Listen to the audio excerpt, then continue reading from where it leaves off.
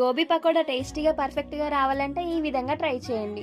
మరుగుతున్న నీళ్ళల్లోకి కాస్త ఉప్పు పసుపును వేసుకుని పీసెస్ కింద కట్ చేసి పెట్టుకున్న గోబీ ముక్కలని ఈ నీళ్ళలో వేసుకొని ఒక 2 నిమిషాల పాటు ఉడకబెట్టుకున్నాక ఇప్పుడు ఈ ముక్కల్ని నీళ్ళ నుండి సెపరేట్ చేసేసుకుని ఇంకో బౌల్లోకి కొద్దిగా అల్లం వెల్లుల్లి పేస్ట్, రుచికి సరిపడా ఉప్పు, కారం, ధనియాల పొడి, పసుపు, మిరియాల పొడి, అలాగే chaat masala, 1 cup corn flour, 1 cup శనగపిండి వేసుకుని ఇందులోకి సన్నగా కట్ చేసి పెట్టుకున్న కొత్తిమీర, అలాగే కొంచెం ఉల్లిపొరని వేసుకుని వీటన్నిటిని మంచిగా కలిపేసుకున్న తర్వాత మనం ఉడకబెట్టుకున్న ముక్కలు ఇందులో వేసుకొని పైనుండి కొంచెం లెమన్ స్క్వీజ్ చేసుకొని ఇందులో కొద్దిగా వాటర్ ని యాడ్ చేసుకొని వీటన్నిటిని మంచిగా కలుపుకోవాలి. ఇలా వీడియోలో చూపిస్తున్నట్టుగా కలుపుకున్న తర్వాత వేడివేడి ఆయిల్లోకి ఒక్కొక్క పీస్ ని తీసుకుంటూ వేసుకోవాలి. మంటని ఎక్కువగా ఉంచకుండా మీడియం ఫ్లేమ్ లో ఉంచుకొని 2 వైపులా టర్న్ చేసుకుంటూ గోల్డెన్ బ్రౌన్ కలర్ వచ్చే వరకు ఫ్రై చేసుకుంటే సరిపోతుంది. ఇప్పుడు వీటిని ఒక ప్లేట్ లోకి సర్వ్ చేసుకొని ఇప్పుడు అదే కడాయిలోకి 4-5 పచ్చిమిర్చిలను వేసుకొని ఫ్రై చేసుకొని పకోడాలపై గార్నిష్ చేసుకొని తింటే టేస్ట్ అదిరిపోవాల్సిందంతే. ఓసారి మీరు కూడా ట్రై చేసి ఎలా వచ్చిందనేది కామెంట్ చేయండి. Thank you for watching.